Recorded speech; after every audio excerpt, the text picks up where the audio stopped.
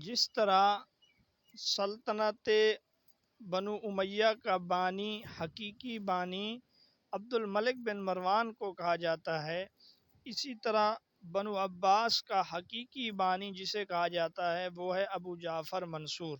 یہ عباسیوں کے دوسرے خلیفہ تھے، 95 ہجری کے اندر یہ پیدا ہوئے تھے۔ جب ابو العباس الصفا فوت ہوا تو اس نے اپنے بھائی اور اپنے بھائی کے بعد اپنے چچا کے لیے وصیت کی تھی، اور یہ اس وقت مکہ میں امیر الحج بن کے گیا ہوا تھا۔ چنانچہ یہ مکہ سے جب واپس آیا اور ذی الحجہ 136 ہجری میں تخت خلافت پر یہ متمکن ہوا۔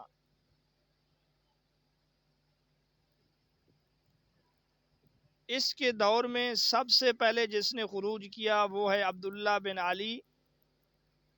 یہ وہی عبداللہ بن علی ہے جس نے مروان کو شکست دی، اور الصفا نے اس وقت یہ کہا تھا کہ اگر تم مروان کو شکست دو گے تو میرے بعد تم خلیفہ بنو گے۔ چنانچہ جب الصفا فوت ہو گیا اور اسے پتہ چلا کہ مجھے تو خلیفہ نہیں بنایا گیا تو اس نے خروج کیا، اور اس خروج کو ختم کرنے میں جس کا ہاتھ ہے وہ ہے ابو مسلم خراسانی۔ ابو مسلم خراسانی جو تھا یہ بنو عباس کی خاطر اس نے بڑی قربانیاں دیں اور 6 لاکھ لوگوں کا خون اس نے بہایا تھا، لیکن ابو جعفر منصور اس سے حسد اور رشک کرتا تھا، اور کچھ اس کے اپنے کام بھی ایسے تھے جس سے بغاوت کا خطرہ بھی تھا، کیونکہ ابو مسلم خراسانی کے ساتھ خراسان کے کافی لوگ تھے، اور یہ کسی بھی وقت ابو جعفر منصور کی حکومت کے لیے خطرہ بن سکتا تھا۔ چنانچہ اس نے دھوکے سے بلوا کر ابو مسلم کو قتل کر دیا، اور ابو مسلم کو 25 شعبان 137 ہجری میں قتل کیا گیا۔ اور قتل کا واقعہ بھی کچھ اس طرح ہے کہ جب یہ ابو جعفر منصور کے پاس پہنچا تو اس نے ایک شخص تھا عثمان بن نہیک کو 4 آدمیوں کے ساتھ پہلے سے سمجھا دیا تھا کہ جب میں تالی ماروں تو تم فوراً لپک کر اس کے اوپر حملہ کر دو۔ چنانچہ ایسا کیا گیا تو یہ قتل کر دیا گیا، اگرچہ اس نے بڑی منتیں کی مجھے اپنے دشمنوں کے لیے چھوڑ دو یہ وہ، لیکن ابو جعفر منصور نے کہا کہ تجھ سے بڑھ کر میرا کوئی اور دشمن نہیں ہو سکتا۔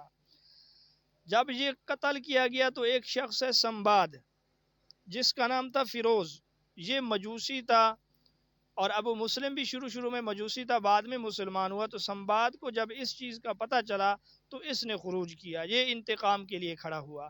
سوال میں عام طور پہ اسی سنباد کے متعلق پوچھا جا سکتا ہے کہ اس نے کب خروج کیا یا کس کے خلاف خروج کیا، تو اس نے خروج کیا ہے ابو جعفر منصور کے خلاف، اور 137 ہجری میں اس نے خروج کیا ہے۔ اور اس خروج کو فرو کرنے کے لیے، اس بغاوت کو ختم کرنے کے لیے ابو جعفر منصور نے جمہور بن مرار عجلی کو بھیجا جس نے سنباد کو شکست دی ہے، اور 60,000 مجوسی اس لشکر میں مارے گئے ہیں۔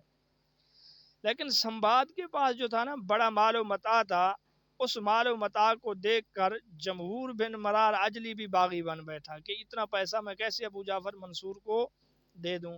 چنانچہ اس نے بھی ادھر بغاوت کا اعلان کر دیا، تو منصور نے جمہور کے بغاوت کو ختم کرنے کے لیے محمد بن اشعث کو بھیجا، اور محمد بن اشعث نے اس جمہور کو شکست دی۔ شکست دینے کے بعد یہ آذربائیجان میں بھاگ گیا جمہور، لیکن آذربائیجان میں اس کے اپنے ساتھیوں نے اس کا سر قلم کروا کے منصور کے پاس بھیج دیا۔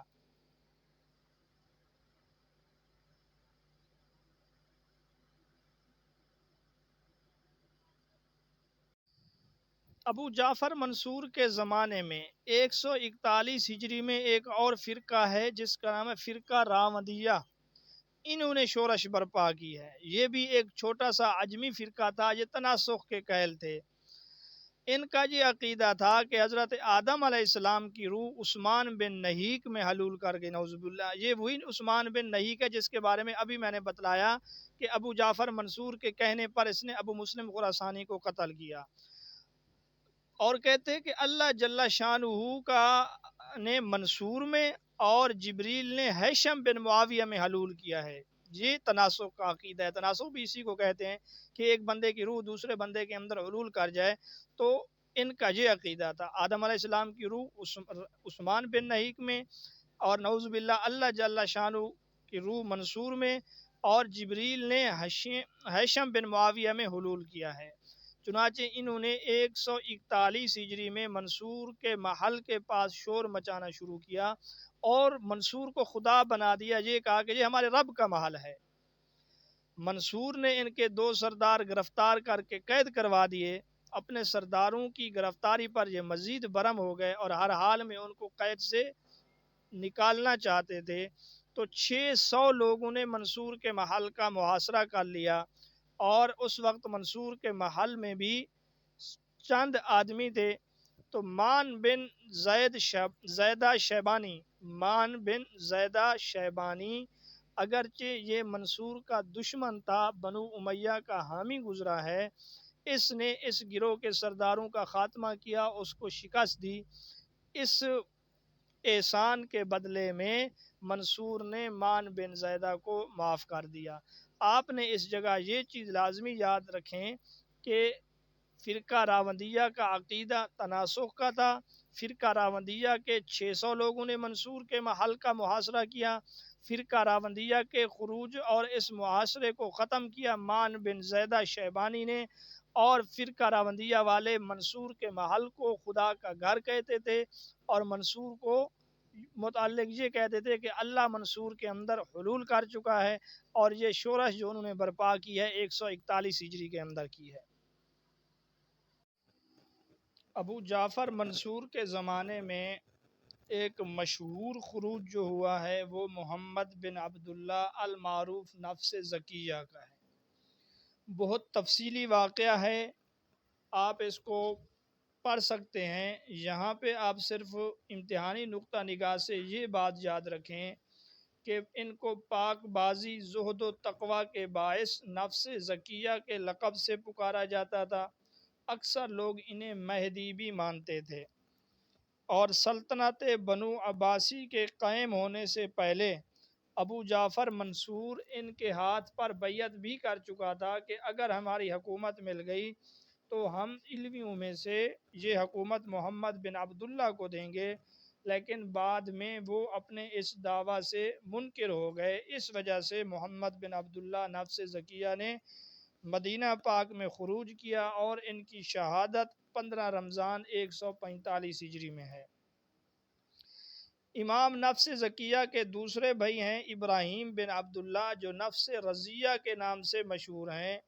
انہوں نے بصرہ کے اندر بغاوت کی ہے، اور یہ 25 ذی القعدہ 145 ہجری کو شہید ہوئے۔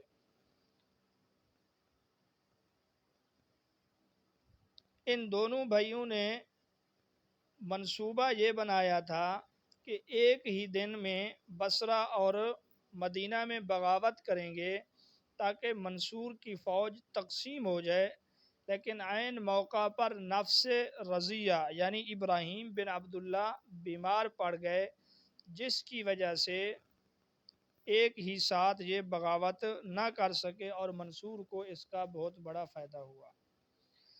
منصور کے زمانے میں امام مالک بن انس رحمۃ اللہ علیہ کو منصور کے چچا زاد بھائی جعفر بن سلیمان، جو اس وقت مدینہ کا والی تھا، انہوں نے 70 کوڑے لگائے تھے۔ اور اسی طرح منصور کے زمانے میں امام ابو حنیفہ رحمۃ اللہ علیہ کو قاضی القضاء بنانے کی پیشکش کی گئی۔ امام صاحب رحمۃ اللہ علیہ نے انکار کیا۔ یہ 146 ہجری کا واقعہ ہے، اور امام ابو حنیفہ رحمۃ اللہ علیہ کو جیل میں ڈال دیا گیا۔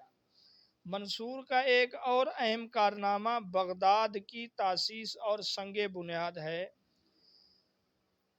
منصور سے پہلے صفا نے دارالخلافہ ہاشمیہ کو بنایا تھا، لیکن اس ہاشمیہ کے اندر بھی کافی مسائل تھے، آب و ہوا کے لحاظ سے بھی، جغرافی لحاظ سے بھی، سیاسی لحاظ سے بھی، اور اس سے پہلے بھی فرقہ راوندیہ والے خروج کر چکے تھے۔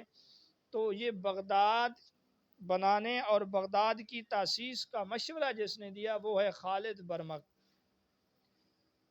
بغداد کے ایک جانب دریائے دجلہ جبکہ دوسری جانب دریائے فرات بہہ رہا تھا، اور یہ ایک نئی شاداب اور پرفضا جگہ تھی، تو اس بغداد کا نام مدینۃ الاسلام رکھا گیا، لیکن مدینۃ الاسلام دب گیا اور مشہور نام جو آج تک ہے وہ بغداد ہے۔ اب اس کو بغداد کیوں کہتے ہیں؟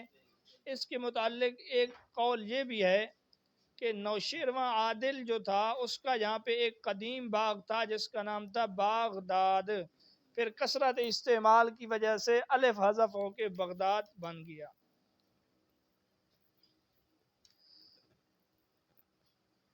شہر بغداد کی بنیاد گول شکل میں رکھی گئی۔ شہر پناہ کے عین وسط میں ایک اور دیوار کا گول دائرہ قائم کیا گیا۔ اس کے وسط میں ایوان شاہی تعمیر کیے گئے۔ شہر پناہ کے 4 دروازے رکھے گئے۔ یہ سوال امتحان میں عام طور پہ پوچھا جا سکتا ہے کہ بغداد کے دروازے کتنے تھے، اور ہر دروازے کے درمیان 1 میل کا فاصلہ تھا، اور جامع مسجد محل کے قریب بنائی گئی۔ منصور نے شہر کو 24,000 محلوں میں تقسیم کیا ہوا تھا۔ دجلہ سے کاٹ کر بہت سی نہریں مسجدوں تک پہنچائی گئی تھیں، اور نہروں پر 125 پل بنائے گئے تھے، اور اس شہر کی تعمیر پر تقریباً 2.25 کروڑ سے 2.5 کروڑ یومیہ خرچ ہوا تھا، اور اس شہر کی تعمیر میں 10 سال لگے تھے۔